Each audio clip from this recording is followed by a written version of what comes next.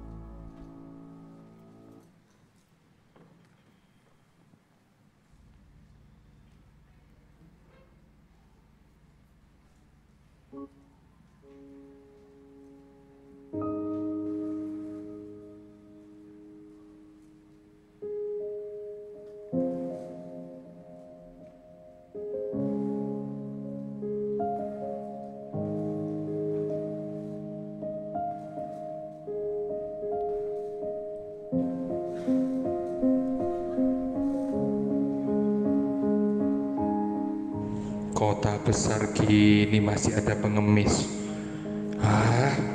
Pergi. Kerja sana.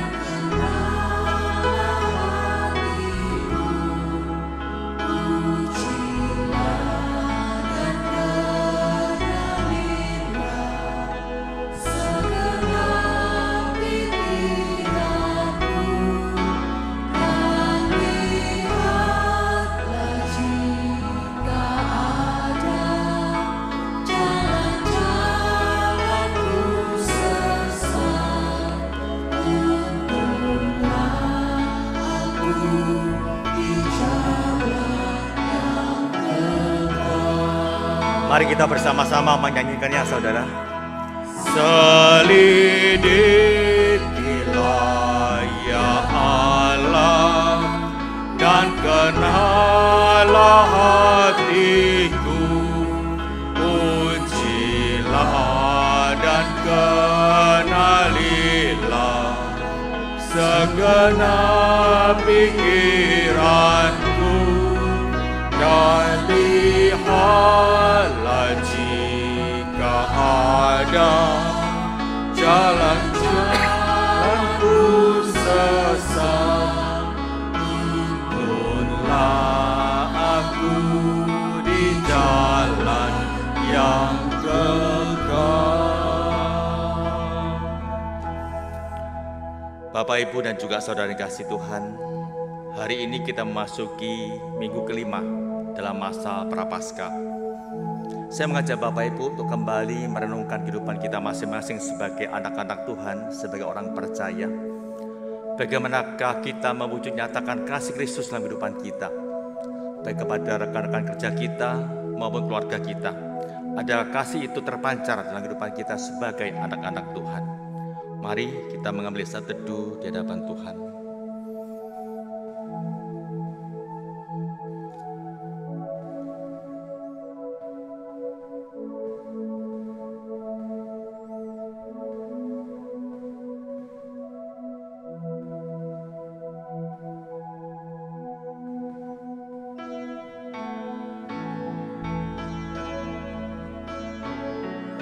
Mari kita bersama-sama menyanyikannya kembali, saudara. Selidikilah ya Allah, dan kenalah hatiku. Ujilah dan kenalilah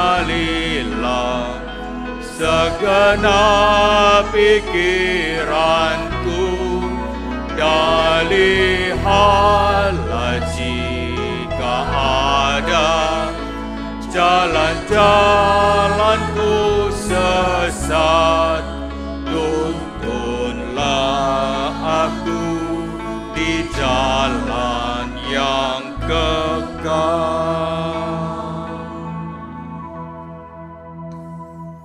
Bapak, Ibu, dan juga saudara, panggilan ibadah kita pada hari ini diambil dari Mazmur 96, ayat yang pertama sampai yang kedua.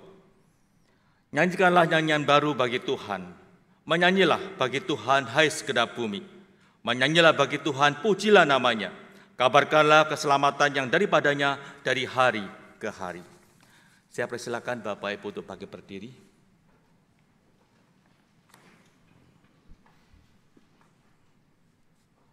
Ibadah pada pagi hari ini kita mulai dengan pengakuan bahwa pertolongan kita datangnya dari Tuhan, pencipta langit dan bumi, dan yang tidak pernah meninggalkan hasil perbuatan tangannya.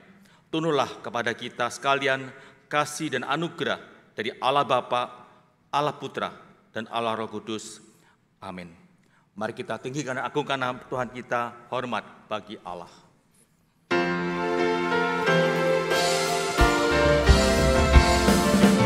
Hormat bagi Allah Bapa, hormat bagi Putranya, hormat bagi Allah Roh Kudus, dari mula sampai sekarang dan selamanya.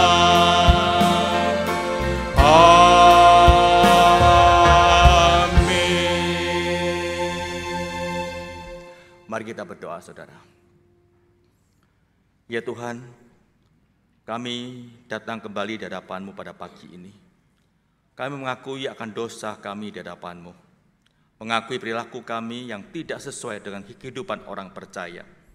Seringkali kami tanpa sengaja hidup eksklusif, maunya hanya bekerja sama dengan orang-orang tertentu. Tanpa sadar kami juga cenderung memberikan penilaian negatif terhadap orang tertentu, memandang rendah dan menutup diri kepada orang-orang tersebut. Mohon belas kasih-Mu Tuhan, dan ampunilah kami atas dosa dan kejahatan kami ya Tuhan. Tuhan, Seringkali kami mengaku lemah di hadapan-Mu, namun terkadang kami tidak mau bergaul dan bekerja sama dengan orang lemah dan terbatas. Seringkali kami hanya mau bergaul dengan orang yang membuat kami merasa nyaman. Kami cenderung menutup diri kepada orang-orang yang kami paling rendah dan tidak berdaya. Kami mohon, Tuhan, kasihanilah dan ampunilah kami. Tuhan, kami ingin dihargai, tapi justru kami kurang menghargai orang lain. Kami sulit menerima, bahkan menyingkirkan orang yang berbeda pandang dengan kami. Kami mohon, Tuhan, kasihanilah dan ampunilah kami. bagi setiap kita yang mengaku dosa di hadapan Tuhan, Tuhan berkenan mendengar dan memberikan anugerah pengampunan kepada kita melalui sabda-Nya. Tetapi hendaklah kamu ramah seorang terhadap yang lain, penuh kasih mesra dan saling mengampuni, sebagaimana Allah di dalam Kristus telah mengampuni kamu. Jemaat kami Syukur pada Allah. Jemaat kami silakan duduk kembali.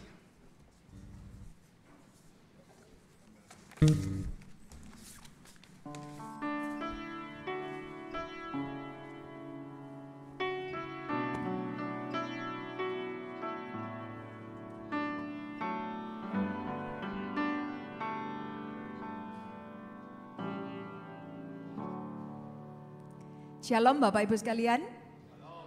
Saya minta Bapak Ibu untuk bisa kasih salam kanan kiri terlebih dahulu.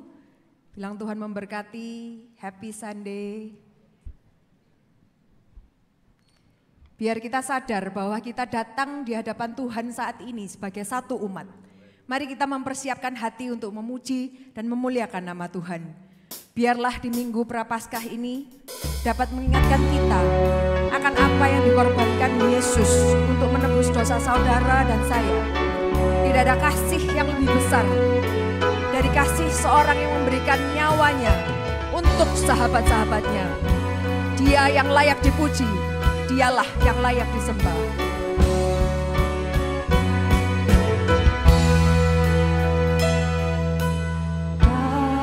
Terukur kasih-Mu Yesus, Kau telah mati gantikan diriku.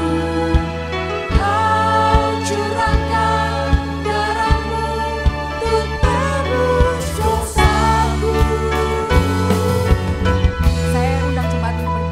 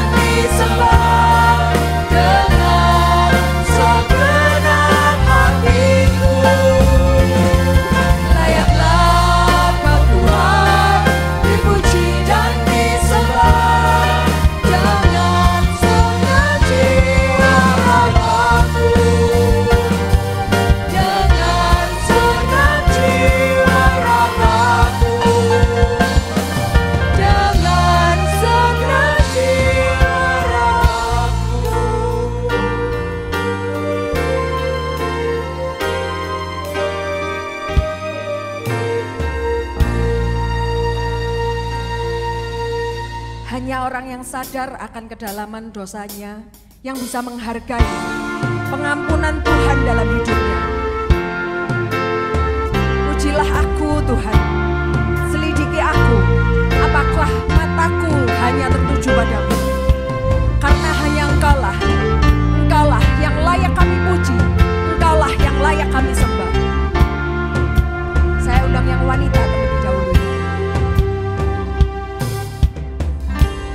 Pujilah aku Tuhan, cobalah aku Tuhan, selidiki badanku dan hatiku, mataku tertuju padamu.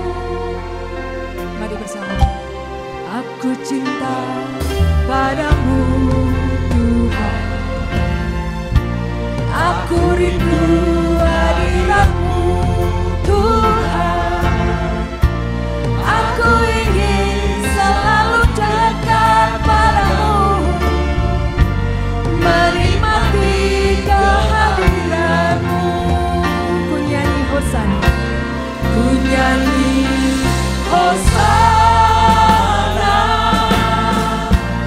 bagi Rajaku yang duduk di tahta. Aku muliakan dan ku agungkan, Kau layak disembah. mari nyanyi Hosana. Ku nyanyi Hosana bagi Rajaku yang duduk di tahta. Aku muliakan dan ku agungkan, Kau layak disembah.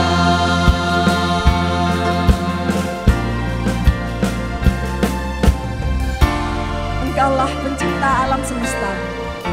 Engkaulah raja dari segala raja. Engkau pemilik hidupku. Engkau layak menerima pujian. Engkau layak menerima seluruh pengabdianku. Kuagungkan Engkau, Yesus Rajaku.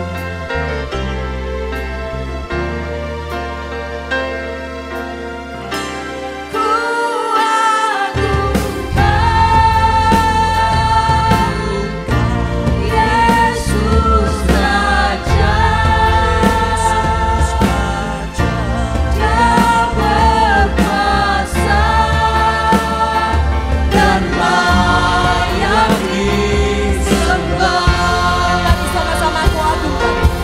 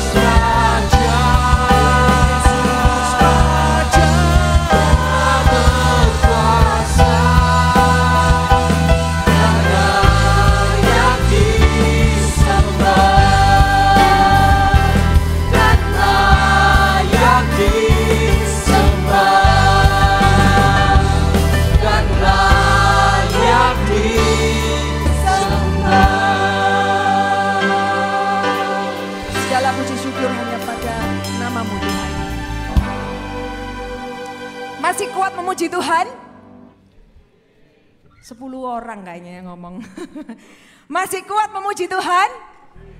Oke, mari serukan namanya supaya semua orang tahu bahwa hanya Dialah Allah yang maha besar.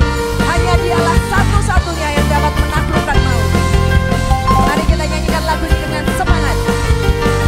Katakan, Tuhanku maha besar. Tuhanku maha besar, Tuhanku maha kuasa, Raja segala raja. Dia takkan tergoyahkan, dia takkan terkalahkan, dia hidup dan berkuasa.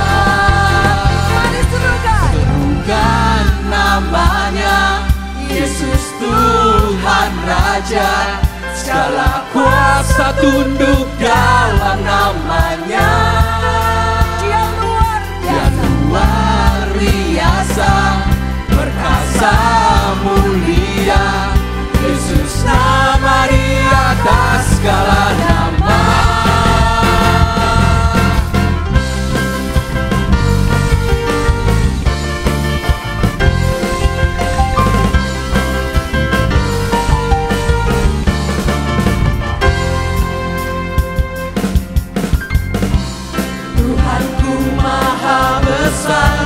Tuhanku maha kuasa, Raja segala raja.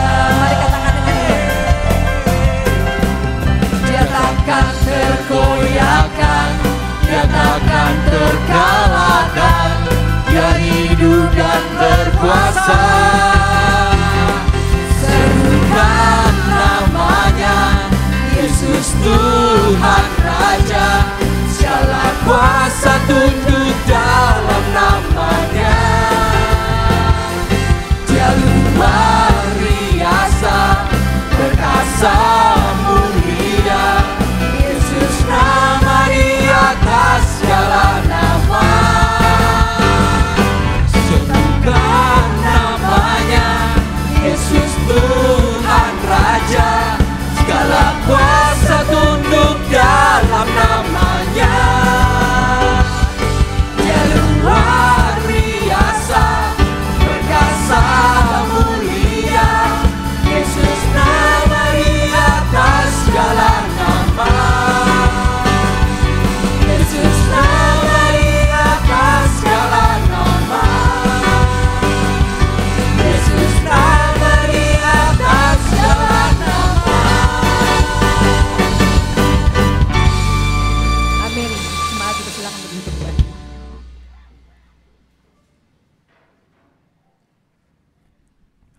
Kita manusia yang dikuasai oleh dosa tidak bisa menyelamatkan diri sendiri. Hanya seorang pribadi yang lebih berkuasa dari manusia dan sudah menaklukkan dosa yang bisa menyelamatkan kita. Marilah datang kepadanya, hanya dalam Kristus Yesus ada kelepasan dan keselamatan. Dengarlah sabdanya, kau yang tak percaya, datanglah kepadanya, kau kan dapat sentosa. Dia adalah padaku suatu kebaikan, tapi darah Tuhanku memberikan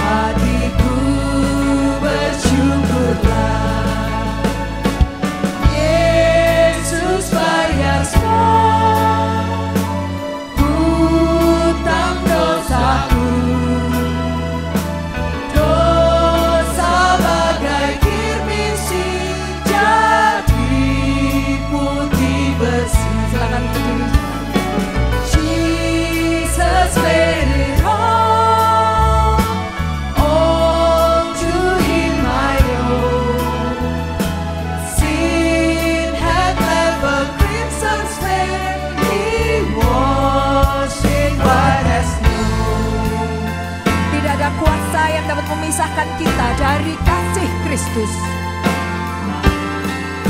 No power of hell, no shield of man can ever block me from His hand till He returns or calls me home.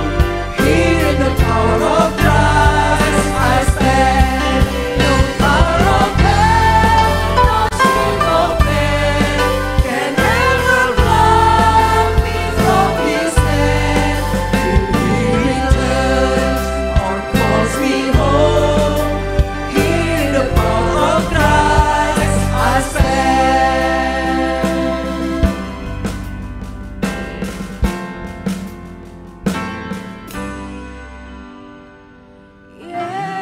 Yesus bayar semua utang dosaku. Dosa bagai kirmisi jadi putih bersih.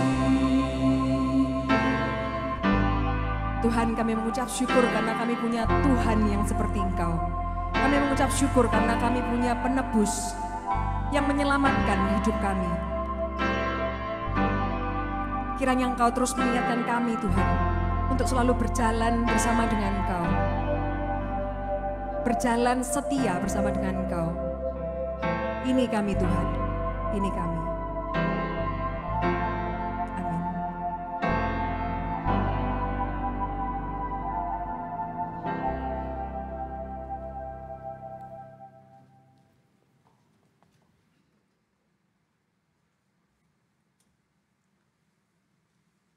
Jemaat dipersilakan duduk.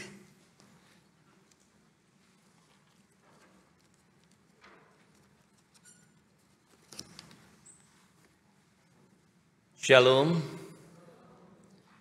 Betapa hati kita penuh dengan syukur oleh karena kasih setia Tuhan yang selalu baru tiap pagi, tiap hari, yang memungkinkan kita boleh berada bersama di sini, memuji Tuhan, menyembah Dia, dan dapat menikmati kebenaran firman Tuhan.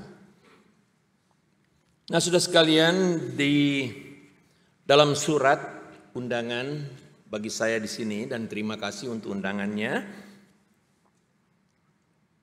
tema yang diberikan pada saya adalah apakah Yesus salah pilih?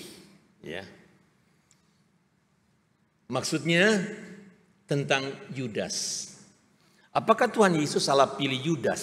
Ya. Yang jelas kita percaya Tuhan tidak pernah salah.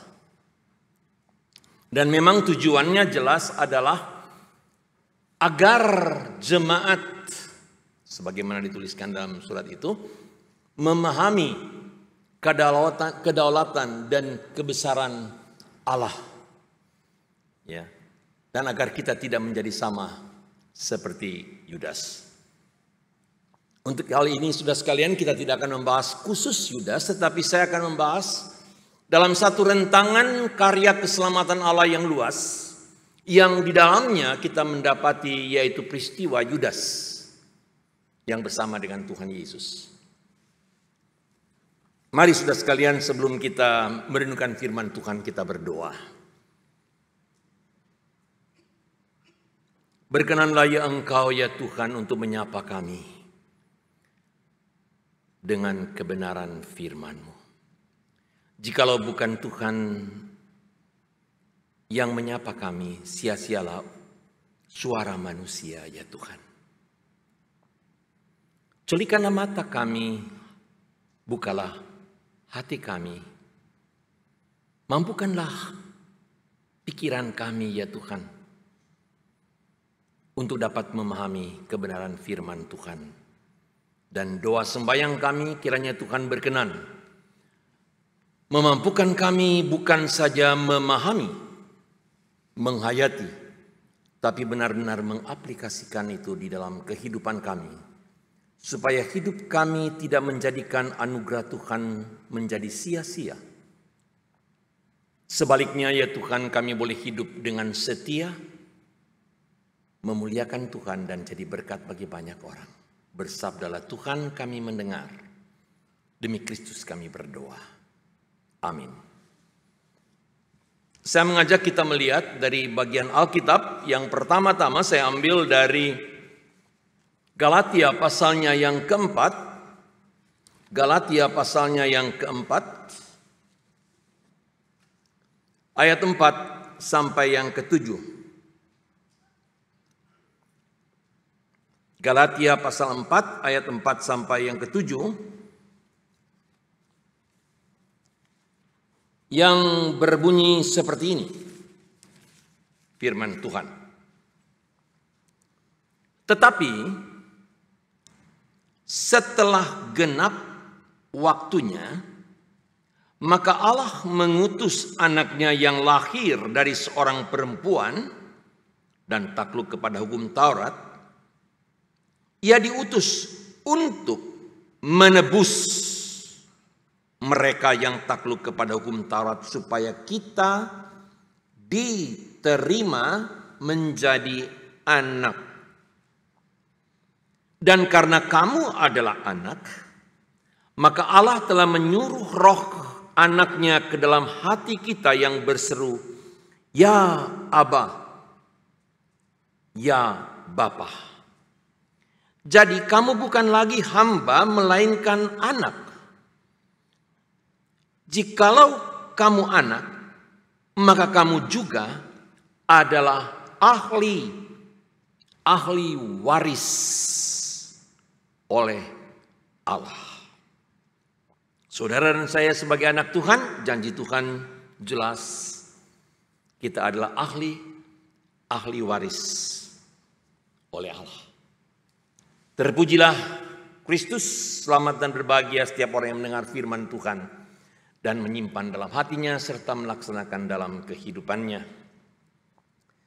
Saudara, banyak hal dalam kehidupan kita membuat kita ini gregetan, ya. Kesel, capek, lumrah. Ya. Situasi tiap hari bisa berubah-ubah dan mood kita pun, perasaan kita begitu cepat berubah-ubah. Nah, saudara sekalian, salah satu yang saya ingin kemukakan untuk kita renungkan bersama dalam situasi yang kita hadapi dalam menghadapi Jumat Agung ini, Paskah maksud saya, adalah satu kisah yang saya dapati dalam pelayanan tahun yang lalu dalam satu kebaktian yang tentu saja saya tidak sebutkan di mana, saudara. Yang singkatnya adalah selesai kebaktian, seorang majelis bertanya kepada saya, Pak Pendeta, apakah Pak Pendeta sempat melihat seorang wanita yang menangis sepanjang kebaktian? Saya bilang, minta maaf, saya tidak melihatnya.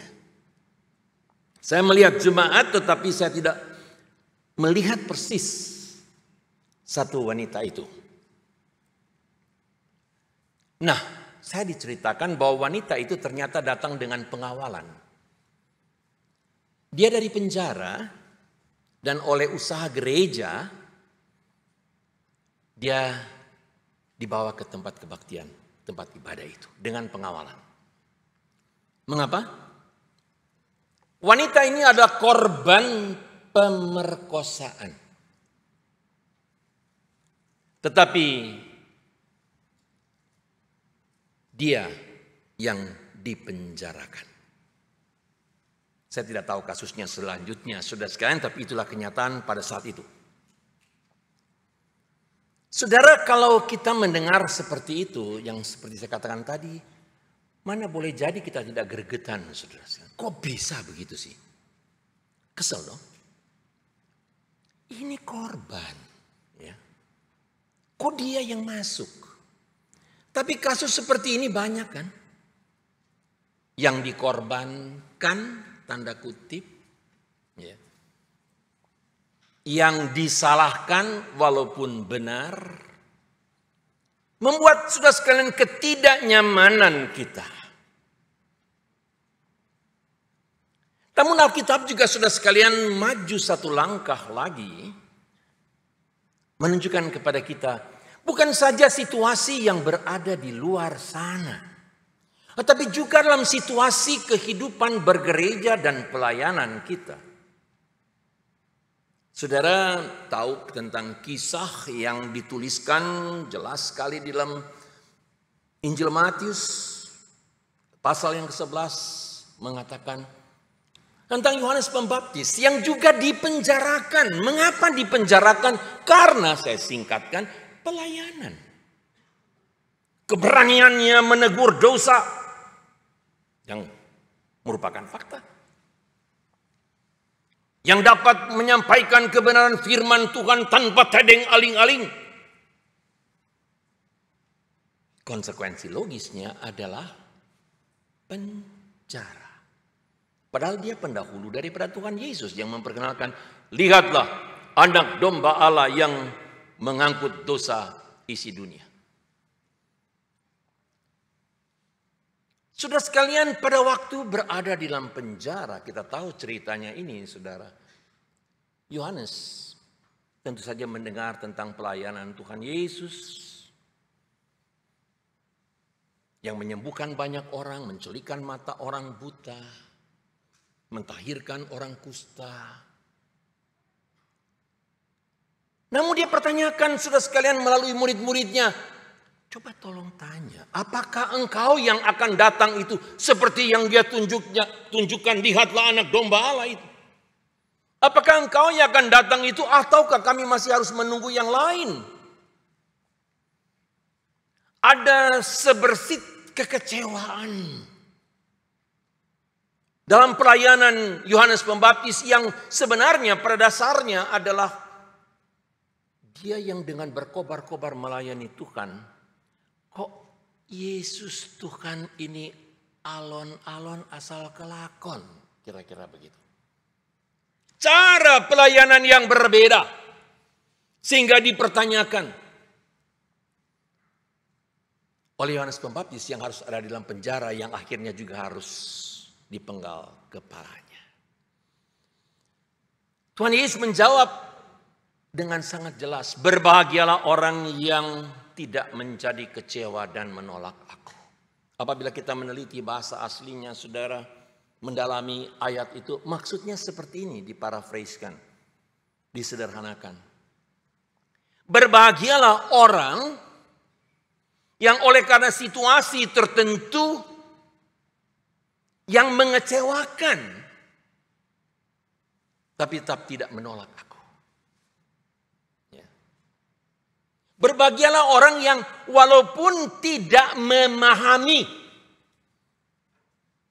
apa yang sedang terjadi, tidak mengerti, tetapi tetap tidak menolak aku. Berbahagialah dia. Nah, saudara sekalian, itu adalah ungkapan Tuhan Yesus yang mengatakan banyak hal sebenarnya kita tidak mengerti apa yang sedang terjadi dalam kehidupan kita, saudara. Tetapi Tuhan Yesus memberikan suatu penekanan, berbahagialah orang yang dalam ketidakmengertian pun, dalam air mata sekalipun, dalam kehancuran hati sekalipun, dalam situasi yang membingungkan, tidak menjadi kecewa terhadap Tuhan Yesus. Mari kita tarik diri, saudara sekalian, sebentar melihat peristiwa itu. Paling tidak dari sudut saya, saudara. Bukankah tergoda perasaan kita untuk berkata, loh, sudah melayani seperti itu Yohanes Pembaptis, kok akhirnya seperti itu aja? Masuk penjara. Akhirnya kemudian dipenggal kepalanya. Bagaimana mungkin peristiwa seperti itu tidak menjadi suatu batu sandungan bagi kita? Bagaimana kita bisa mengerti Allah yang mengasihi kita? Bagaimana kita bisa mengerti Allah yang ajaib itu mengizinkan hal itu terjadi? Untuk apa melayani? Kok buntut-buntutnya hanya seperti itu. Nah, saudara sekalian, konsep-konsep ini adalah konsep yang seringkali menjadikan kita bingung. Itu sebabnya, saudara, saya ingin kita melihat di dalam Alkitab ini untuk memberikan suatu pemahaman seperti yang diinginkan dalam undangan ini, untuk kita memahami tentang bagaimana rencana dan kedaulatan dan kebesaran Allah. Pada waktu kita membaca kitab Galatia 4, tadi ayat 4 dikatakan, setelah genap waktunya, Allah mengutus anaknya. Untuk apa? Untuk menebus manusia. Sehingga kita boleh menjadi anak-anak Tuhan. Nah, saudara sekalian perhatikan pada waktu dikatakan setelah genap waktunya. Bahwa dalam kehidupan sejarah ini semua ada dalam suatu proses yang Tuhan tidak ada satu titik pun yang tidak di bawah kontrol daripada Tuhan. Apapun itu. Itulah maksudnya pleroma. Genap waktunya, di mana merupakan suatu proses yang panjang. Kalau kita melihat, saudara sekalian, belajar dari kitab Kejadian pasal 3 ayat 15. Bukankah Tuhan sudah berjanji dengan jelas, yaitu akan adakan permusuhan antara si ular tua itu, keturunannya dan keturunan perempuan itu. Yang menunjukkan tentang juru selamat yang akan datang. Dan itu baru dari kitab Kejadian pada waktu manusia jatuh dalam dosa. Sudah dijanjikan. Kapan itu akan dipenuhi? Saudara sekalian, sejarahnya panjang, bukan? Pada waktu zaman Nabi Yesaya, saudara sekalian, itu lebih dikonkretkan lagi, yaitu bahwa seorang perempuan akan melahirkan, seorang anak darah akan melahirkan seorang anak laki-laki. Yang menunjukkan, saudara sekalian, suatu titik yang mengkonfirmasi tentang bagaimana rencana Allah dalam keselamatan manusia. Bahwa Allah tidak lalai. Yang sampai akhirnya, saudara, Yesus lahir melalui anak darah Maria. Itulah yang Paulus katakan setelah genap waktunya. Artinya, dari suatu proses janji Tuhan di kitab Kejadian 3:15 sampai pada kelahiran Kristus dan sampai kepada karya Kristus yang digenapkan, saudara sekalian, itu adalah Tuhan yang berdaulat, yang memerintah, yang mengontrol, dan tidak ada yang terjadi dalam hidup kita yang menjadi surprise bagi Tuhan. Loh, kok gitu? Enggak. Tidak ada error. Jalannya sempurna. Walaupun kita tidak mengerti. Ada kalimat yang bagus saya pernah dapat viral di medsos. Dalam proses jangan protes. Bagus juga, saudara, ya. Dalam proses jangan protes. Kenapa proses itu, saudara sekalian, membingungkan? Kita tidak tahu kemana dan bagaimana, saudara sekalian. Itu sedang dalam proses. Tetapi Tuhan Allah mengatakan setelah genap waktunya. Itu jelas Tuhan tahu apa yang sedang Dia rencanakan. Yang secara sempurna. Nah, saudara, di dalam Alkitab memberikan bagian-bagian yang sangat kuat untuk hal itu, saudara. Saudara ingat, yaitu bahwa ada seorang juga yang memang di dalam tokoh Alkitab, yang memang Alkitab katakan dia tidak berdosa walaupun mengalami penderitaan. Itulah Ayub. Ayub tidak berdosa. Tetapi kalau kita membaca kitab Ayub, kita merasakan bagaimana, saudara sekalian, tetap ada namanya manusia. Ini kok begini sih? Tetapi pada waktu Tuhan Allah berhadapan dengan Ayub, Ayub berkata apa? Aku menutup mulutku. Gak bisa ngomong. Tuhan berkata sepertinya berani ngomong. Aku menutup mulutku. Setelah melihat kebesaran dan kedaulatan Allah yang luar biasa, saudara, nggak bisa ngomong. Pikiranmu bukanlah pikiranku, demikian firman Allah. Rancanganku bukanlah rancanganmu, firman Allah. Menunjukkan kebesaran daripada Tuhan. Sehingga akhirnya Ayub mengatakan, saudara sekalian, sungguh aku tahu bahwa tidak ada satu rencanamu pun yang dapat dibatalkan, yang dapat gagal. Ayub 42 ayat 2 itu. Tidak ada satu pun rencanamu yang dapat gagal, yang dapat dibatalkan. Itulah Tuhan dan Allah kita yang hidup, saudara sekalian. Yang setelah genap waktunya, dia berada tetap di dalam suatu kontrol seluruh kehidupan kita dalam karya keselamatan Allah itu. Dan janji firman Tuhan yang kita boleh pegang, saudara sekalian, di tengah-tengah pergumulan yang membingungkan ini. Kita baca bersama, saudara sekalian, dalam Bilangan 23. Saya kira baik untuk dibaca, saudara. Bilangan 23. Ayatnya yang ke-19. Bilangan 23 ayat 19. Allah bukanlah manusia sehingga ia berdusta. Maksudnya ia dapat berdusta. Dia tidak dapat berdusta. Bukan anak manusia sehingga ia menyesal. Masakan ia berfirman dan tidak melakukannya, atau berbicara dan tidak menepatinya. Oh, dunia ini ada banyak dengan hoax, banyak janji palsu, sudah sekalian kita lihat dan kita hadapi sehari-hari. Tapi di sini sudah sekalian mengatakan Allah bukan manusia. Allah tidak dapat berdusta. Karena dia adalah Allah yang suci, Allah yang sempurna. Tidak ada satu titik kegelapan sedikit pun di hadapan dia. Bahkan di dalam pribadinya. Maka dikatakan dia tidak mungkin berdusta. Apa yang dia katakan digenapinya.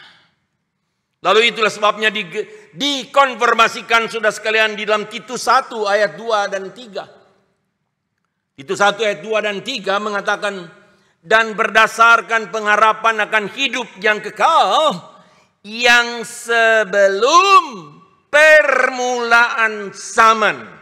Perhatikan itu, saudara sekalian, bukan kemarin, bukan. Yang sebelum permulaan zaman sudah dijanjikan oleh Allah yang tidak berdusta.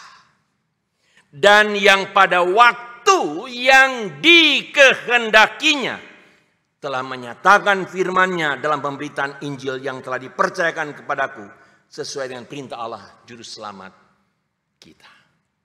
Sudah memahami sekarang jelas bukan? Itulah karya Allah yang jelas setelah genap waktunya. Nah, pada waktu kita menghadapi, saudara sekalian, dalam ketidakpastian, kebingungan dalam kehidupan, ingat ayat ini, saudara. Kita punya Tuhan yang bukan saja peduli, tapi kita punya Tuhan yang mengontrol kehidupan kita. Walaupun kita tidak mengerti, walaupun, saudara sekalian, kita tidak suka. Kita biasanya hanya suka Tuhan yang memberkati kita dengan apa yang kita mau. Kita hanya suka Tuhan yang menunjukkan jalannya. Kita mau taat pada jalan kenyamanan. Tetapi sudah sekalian, setelah kita menghadapi yang tidak seperti itu, seringkali kita menjadi goyah. Tapi Tuhan jelas menunjukkan dia tidak ingkar janji. Dia mengontrol kehidupan kita. Nah, sudah sekalian, itulah sebabnya jaminan keselamatan yaitu yang kita akan rayakan dalam soal ke Jumat Agung dan Paskah itu adalah merupakan janji Allah yang digenapi. Yang kita bisa pegang dengan jelas. Yang dengan tidak ada keraguan untuk kita boleh selalu merasakan bahagia dalam selamat yang daripada Tuhan. Karena Dia yang menyelamatkan kita dari dosa setelah genap waktunya. Allah mengutus anaknya, ya, untuk menebus kita. Itulah Yesus yang datang menjadi manusia. Dia bukan dari dunia ini. Dia ada sebelum segala sesuatu ada. Tanpa dia tidak ada satupun yang dijadikan. Dia adalah Allah dan dia bersama-sama dengan Allah. Itulah Tuhan kita, Yesus Kristus. Yang karena janji Allah, sudah sekalian datang menjadi manusia. Allah mengutus anaknya menjadi manusia. Untuk apa? Untuk menebus engkau dan saya. Sudah sekalian. Dan kalau kita melihat kembali pada rentangan waktu, ya. Tadi saya bicara rentangan waktu, ini juga rentangan waktu, ya. Sudah ingat Paulus mengatakan bagaimana Tuhan Yesus menjadi manusia, ya. Walaupun dalam rupa Allah tidak menganggap kesetaraan Allah sebagai milik yang harus dipertahankan, melainkan telah mengosongkan dirinya menjadi sama dengan manusia. Dan mengambil rupa seorang hamba. Dan dalam keadaan seperti itu, Paulus mengatakan ia telah taat sampai mati di kayu salib. Perhatikan itu, saudara. Seringkali kita bisa lewati tanpa melihat prosesnya. Dia dalam keadaannya sebagai manusia, sebagai hamba, dia datang menjadi manusia. Dia telah taat, itu berarti suatu lintasan, suatu proses waktu taat, langkah demi langkah, tahap demi tahap. Yang kalau dalam Injil Yohanes dikatakan waktuku, waktuku. Itulah terus menerus. Dan taat sampai mati di atas kayu salib. Dan proses ini tidak mudah. Kita tahu bukan? Yesus ditolak. Yesus mengalami perlakuan-perlakuan yang tidak baik. Ya. Dia dihujat, dia disebut Beelzebul, dan seterusnya dan seterusnya. Dia tidak melakukan kuasanya. Dia taat. Kenapa? Karena untuk menggenapkan apa yang dikatakan setelah genap waktunya. Untuk menggenapkan rencana Allah yang dalam kontrol segala sesuatu. Ini keterkaitan yang sangat kuat, saudara. Nah, disinilah saya masukkan apa yang dimaksudkan tentang apakah Tuhan Yesus salah pilih Yudas. Lebih tepat, mengapa sebenarnya Tuhan Yesus memilih Yudas. Saudara, apabila kita melihat di dalam Yohanes 13 ayat 18, saudara sekalian. Kita bisa mendapatkan sana Tuhan Yesus mengatakan, bukan tentang kamu semua aku berkata. Aku tahu siapa yang telah kupilih. Tapi haruslah genap nas ini. Orang yang makan rotiku telah mengangkat tumitnya terhadap aku. Nah, sudah sekian, apa maksudnya di sini? Mengapa Yudas dipilih? Haruslah genap nats ini. Itu adalah sesuai, sudah sekalian, dengan apa yang Tuhan telah nyatakan. Yang telah tahu sebelumnya. Dalam Yohanes 6 ayat 64 dikatakan, tetapi di antaramu ada yang tidak percaya. Banyak, sebagian orang lah, atau banyak orang. Sebab Yesus tahu dari semula. Perhatikan kata semula itu, sudah sekalian, adalah sama dengan kata NRK di dalam pada mulanya adalah firman. Yohanes pasal pertama ayat pertama itu. Jadi sebelum segala sesuatu ada, Yesus tahu dari semula siapa yang tidak percaya dan siapa yang akan menyerahkan dia. Ini adalah kelompok, tapi siapa yang akan menyerahkan dia singular. Satu pribadi. Jelas, Akan tetapi ada beberapa di antara kamu yang tidak percaya, sebab dari semula Yesus tahu siapa yang tidak percaya dan siapa yang akan mengkhianati dia. Jelas? Yudas. Yesus tahu, saudara. Nah, saudara, perhatikan dalam lintasan tadi taat. Saudara nyaman gak kalau saudara berteman dengan teman yang saudara tahu dia akan menghancurkan hidup saudara? Kemana-mana sama-sama. Aman gak? Mau tinggal di penginapan satu kamar, saudara aman gak? Kalau kita lihat dalam pelayanan saudara sekalian ya, kita melayani tapi itu loh ada si dia itu, waduh selalu bikin sakit hati loh. Bikin sakit kepala jadi pengurus atau jadi majelis, jadi apa itu selalu bikin sakit kepala. Ya. Nyaman gak kita melayani sama-sama dengan orang yang kita tahu? Ya, bukan cuma satu macam, tapi macam-macam. Kira-kira seperti itu, saudara. Tapi saudara bayangkan Tuhan Yesus, dia tahu Yudas, tapi untuk menggenapi ketaatan, untuk menggenapi apa yang Tuhan janjikan itu, dia bersama dengan Yudas. Dia memilih Yudas untuk menggenapi. Enak gak? Enggak enak. Apakah tahu? Yesus tahu dia itu pencuri? Tahu. Tapi dipercayakan jadi bendahara lagi. Udah tahu maling, dipercayakan bendahara. Saudara, tahu nggak bahwa dia akan mengkhianati? Dari semula tahu dia akan mengkhianati.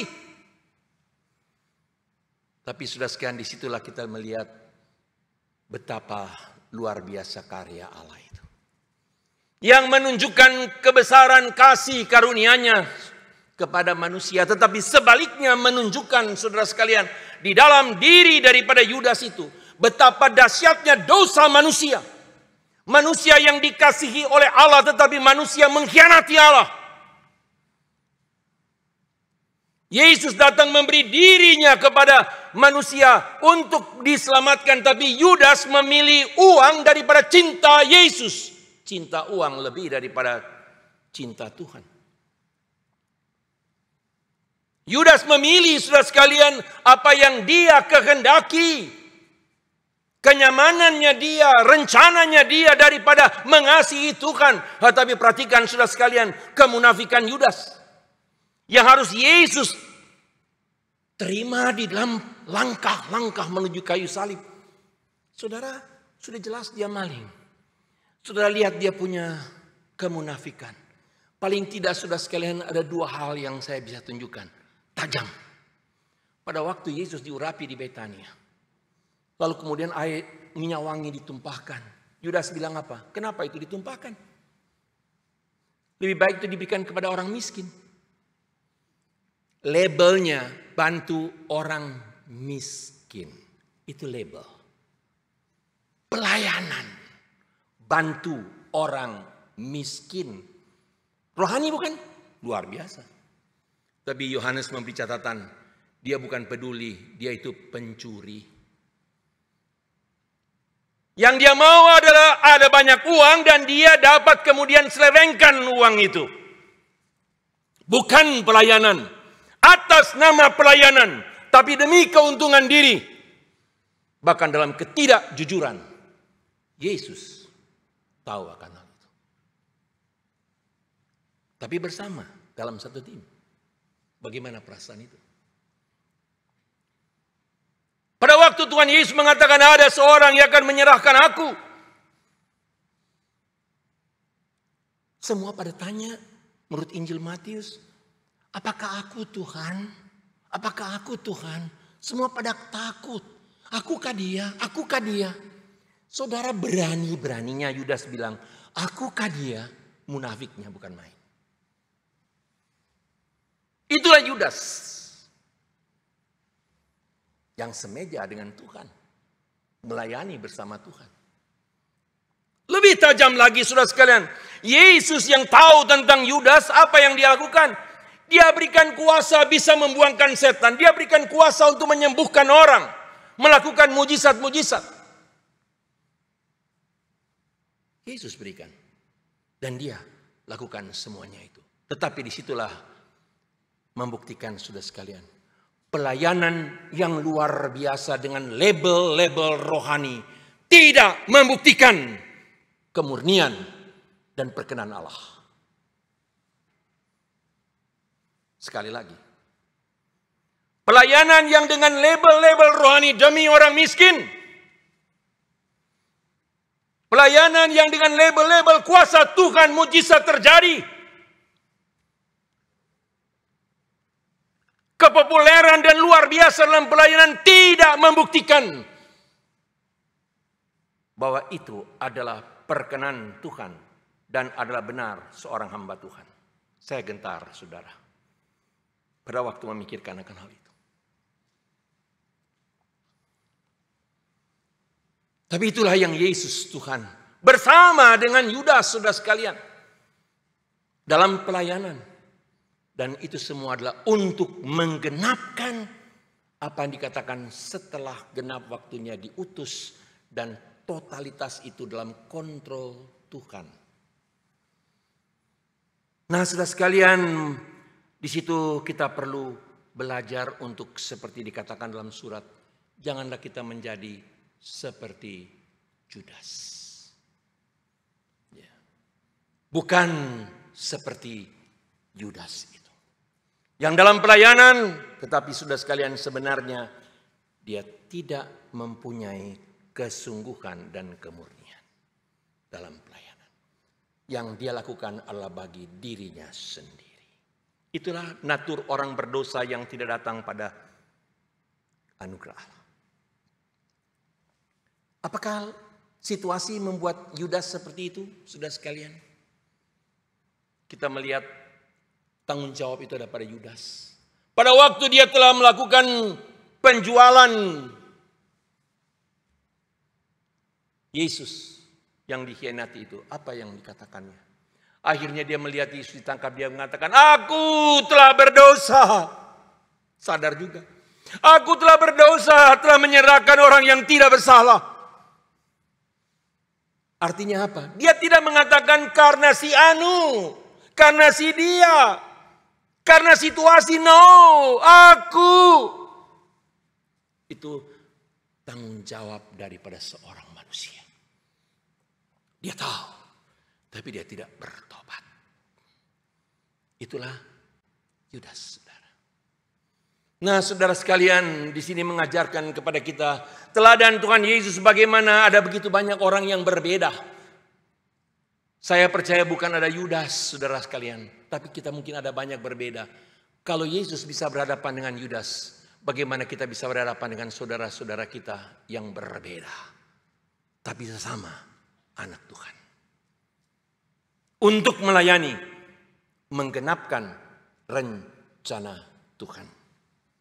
Bukan untuk menggeser, bukan untuk menyampingkan, bukan untuk menyudutkan, bukan. Tapi untuk bagaimana kita menggenapkan rencana Tuhan. Bukan soal kenyamananku, tapi demi kemuliaan Tuhan. Saudara sekalian, sampai di sini kita akan bisa pulang. Saya ini Yudas bukan sih? Saya ini melayani Tuhan, Yudas bukan? Ya. Waduh, bagaimana nih kalau begitu? Saudara sekalian, firman Tuhan yang kita baca tadi itu manis sekali. Di situ ada janji Tuhan yang sangat-sangat indah bagi kita semua untuk kita bawa pulang.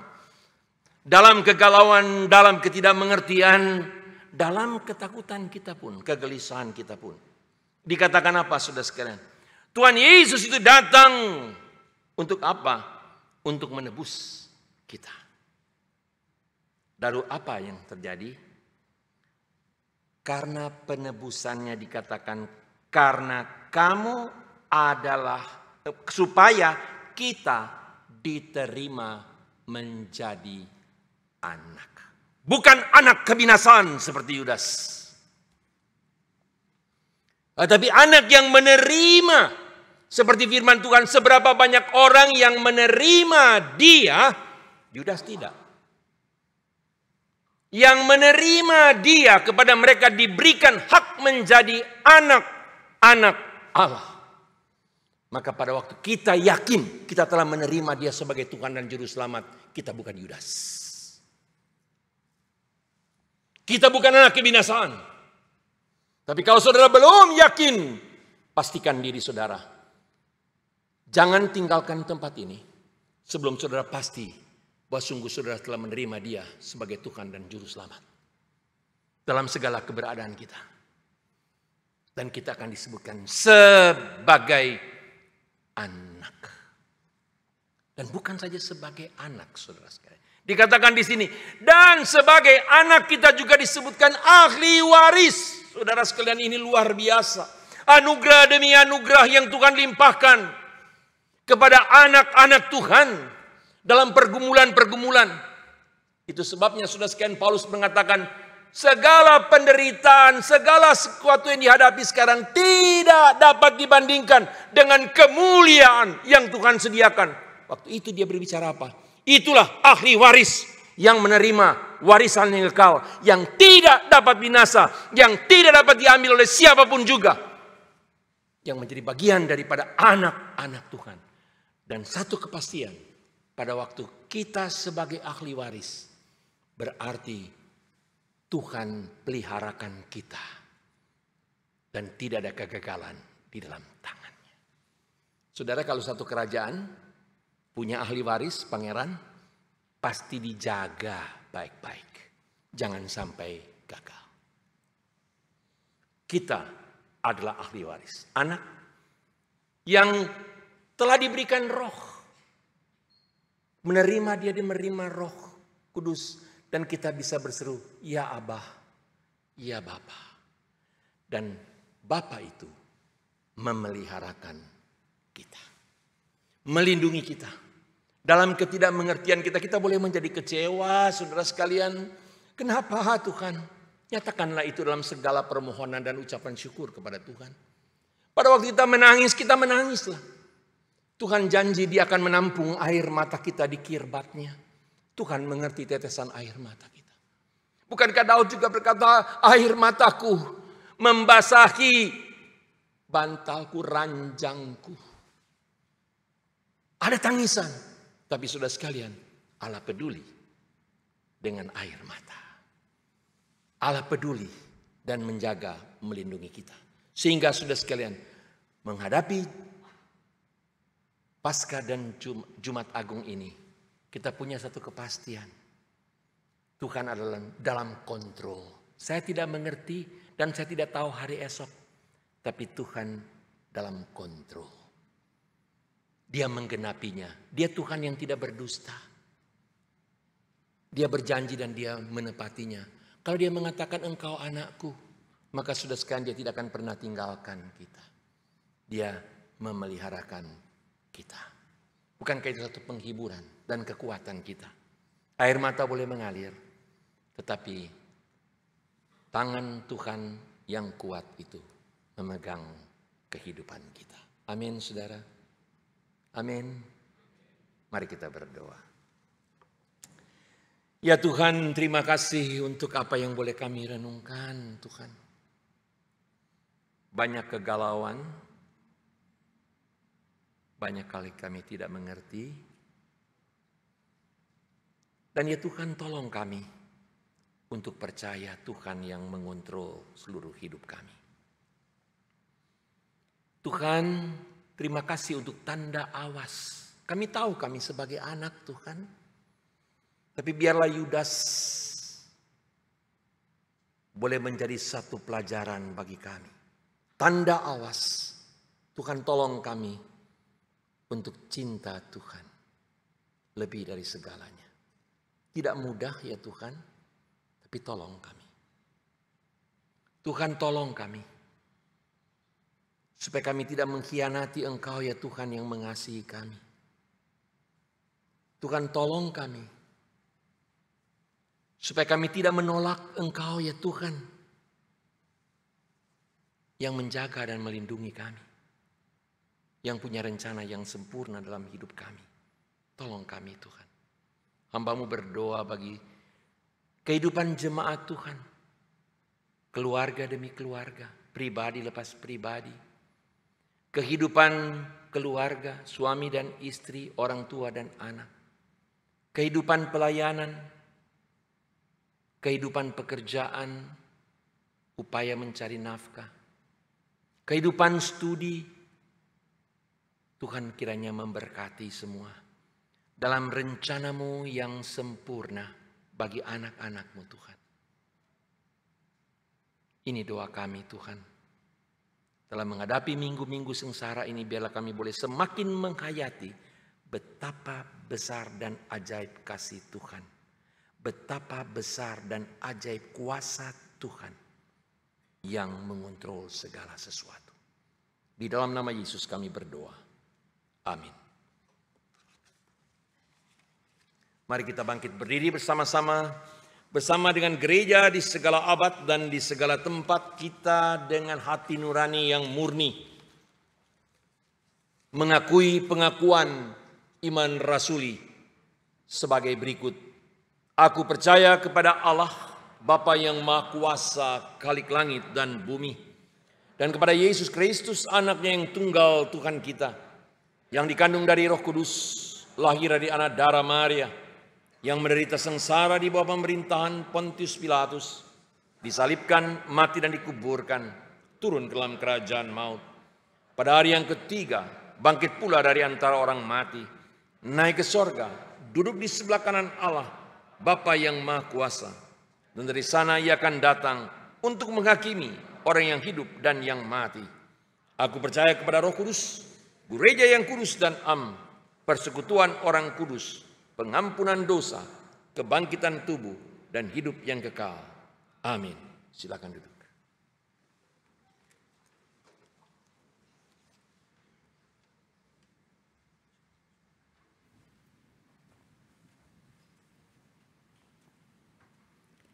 Terima kasih untuk Pendeta Bupati Kali yang sudah menyampaikan firman Tuhan. Biar melalui firman Tuhan hari ini kita mendengarkan berita peringatan. Bukan dilihat dari seberapa banyak uang yang kita berikan pada gereja. Bukan dilihat dari seberapa dahsyat pelayanan yang kita sudah berikan pada Tuhan. Tetapi apakah kita berjalan memiliki hubungan pribadi kepada Tuhan. Supaya kita tahu apakah kita berkenan di hadapannya. Saya persilakan Bapak Ibu untuk bisa mempersiapkan diri memberikan persembahan. Ada QR code di depan dan di belakang juga ada kotak persembahan.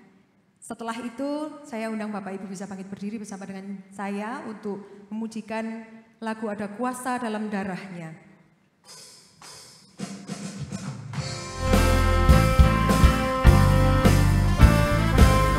Yang sudah ready bisa bangkit berdiri ya.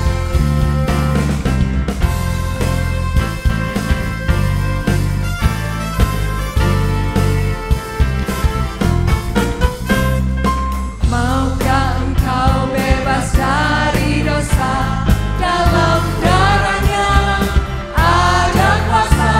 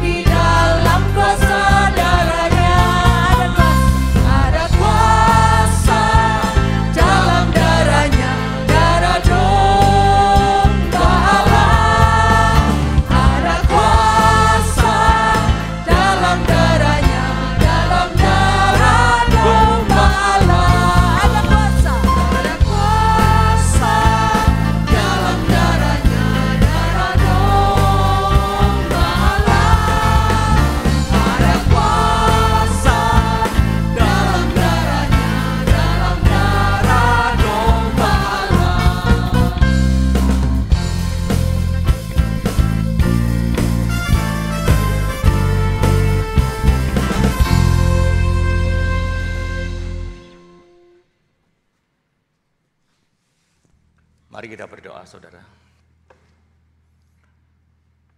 Tuhan, terima kasih untuk kasih-Mu kepada kami yang tidak pernah berhenti. Engkau senantiasa memperhatikan kami, mengingatkan kami melalui firman-Mu pada hari ini. Kami diingatkan Tuhan, bagaimana seharusnya kami sebagai orang-orang percaya, apa yang kami kejar dalam kehidupan kami. Sebagai orang beriman seharusnya bukan kekayaan, bukan prestasi, bukan kesuksesan, tapi bagaimana kami boleh mengejar hidup berkenan di hadapan Tuhan. Karena itu yang utama dalam kehidupan kami sebagai anak-anak-Mu.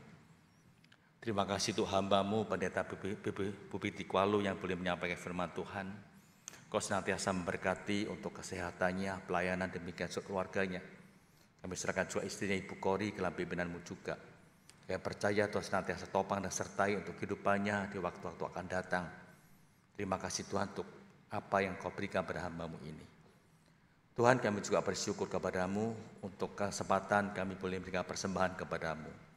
Kiranya apa yang kami berikan ini Tuhan boleh menjadi berkat bagi pekerjaan Tuhan, baik di gereja kami maupun di luar gereja kami. Kami juga mohon kepada-Mu, Engkau berkenan pula memakai anak-anak-Mu yang Tuhan percayakan mengelola akan persembahan ini untuk bisa dipakai bagi perluasan pekerjaan Tuhan, baik di gereja kami maupun di luar gereja kami. Kami juga berdoa untuk anak-anak-Mu yang sudah memberikan persembahan, bila Tuhan juga memberkati mereka, kesehatan, keluarga maupun pekerjaan mereka. Dan bila di waktu-waktu akan datang, kami semakin mengasihi Engkau, dan kami semakin bertanggung jawab untuk memberikan persembahan kepada-Mu Tuhan, sesuai dengan apa yang Kau berikan kepada kami. Tuhan, pada saat ini kami juga berdoa untuk beberapa hal. Yang pertama, kami berdoa untuk kursus yang ada di gereja kami, yaitu kursus bahasa Mandarin. Kami bersyukur kepada-Mu Tuhan untuk keberadaan bahasa Mandarin ini di gereja kami yang boleh memberi kesempatan pada orang-orang untuk belajar bahasa Mandarin. Kursus bahasa Mandarin di gereja kami berdiri sejak sebelum reformasi. Dan pada waktu itu cukup banyak anak-anak yang boleh belajar bahasa Mandarin.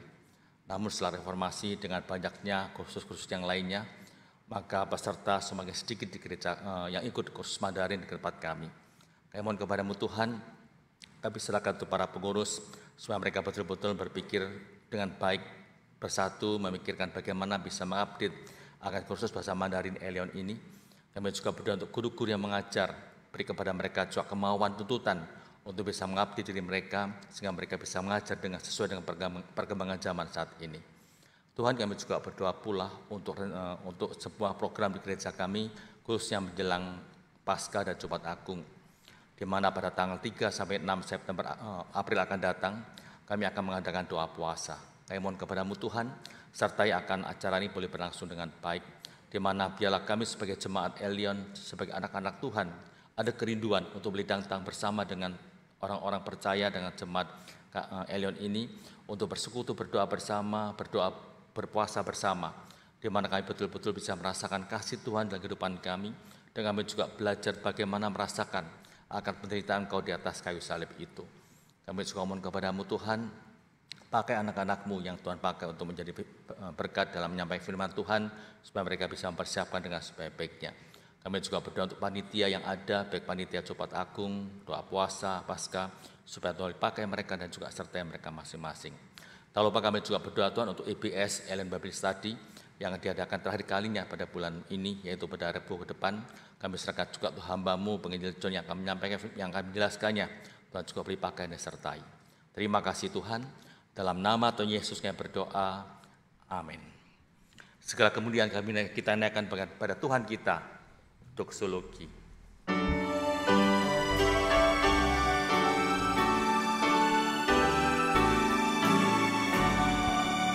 Puji Allah Bapa Putra, puji Allah Roh Kudus, ketiganya yang esa, pohon selamat, sumber berkat.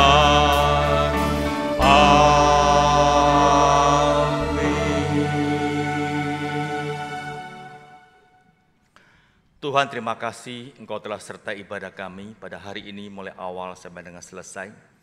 Tuhan, kami serahkan anak-anak-Mu dalam tangan-Mu. Apa yang mereka dengar pada hari ini bukan cuma berlalu begitu saja, namun mereka bisa lakukan dalam kehidupan mereka sebagai anak-anak Tuhan, di mana mereka bisa menjadi pelaku-pelaku firman, sehingga hidup mereka boleh menjadi terang dan garam bagi orang lain di sekitar mereka. Bapak, Ibu, dan juga saudara yang kasih Tuhan, pulanglah dengan damai sejahtera. Arahkanlah hati Bapak, Ibu, dan juga saudara kepada Tuhan, dan sekarang terimalah berkat dari Tuhan. Kiranya kasih karunia dari Allah Bapa, anugerah keselamatan dari Yesus Kristus, kekuatan, penghiburan, damai sejahtera, serta sukacita dari Allah Roh Kudus senantiasa menyertai kehidupan Bapak, Ibu, dan juga saudara sekalian, mulai sekarang sampai dengan Tuhan Yesus datang kedua kalinya. Amin.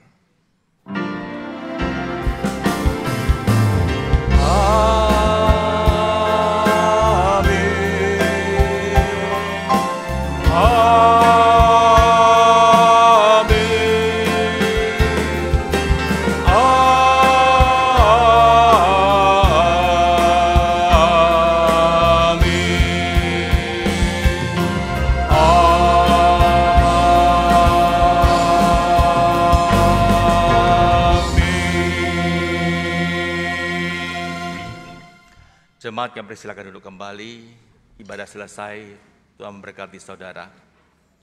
Bapak, Ibu, dan juga saudara, saya harapkan Bapak, Ibu untuk bisa tidak meninggalkan ruangan terlebih dahulu. Hari ini kita akan bersama-sama untuk menyaksikan penampilan dari murid-murid sekolah Kristen Elion, di mana mereka akan memainkan beberapa alat musik untuk memuji Tuhan. Kemudian yang kedua nanti, selama warta berlangsung, juga jangan meninggalkan tempat. Kita bersama-sama mendengarkan apa yang disampaikan oleh pengurus nanti, dan mungkin kita bisa mengikutinya, kalau tidak kita bisa mendoakannya. Terima kasih atas kerjasama dari Bapak, Ibu, dan juga saudara sekalian. Tuhan memberkati.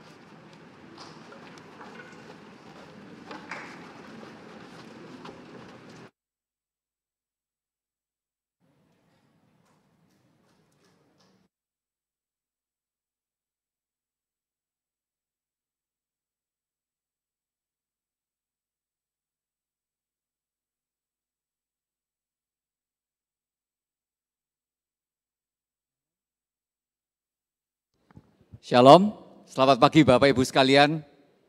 Ya, lucu-lucu ya anak-anak kita. Itu tadi kelas 6 SD ya saya dengar ya. Lucu-lucu ya, itu pemimpin-pemimpin kita di masa depan nanti untuk pemimpin Elion.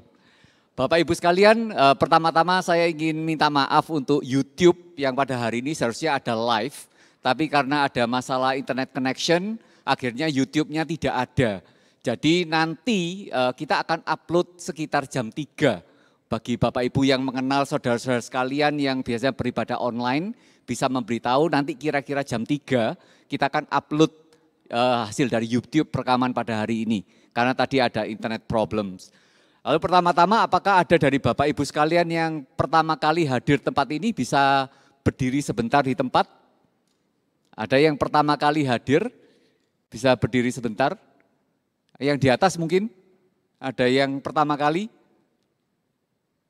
Oke, kalau ragu-ragu nanti bisa kenalan ya waktu di kafe atau di kantin. Bapak Ibu sekalian, pertama-tama kami mengucapkan terima kasih kepada Pendeta Bubiti Kualu yang setelah menyampaikan firman Tuhan.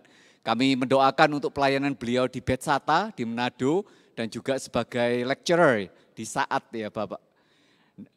Oh oke, iya.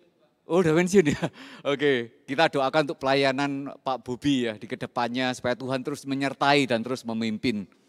Lalu berikutnya untuk hari Minggu 26 Maret jam 4 sore, hari ini ada pelatihan tanam bawang merah.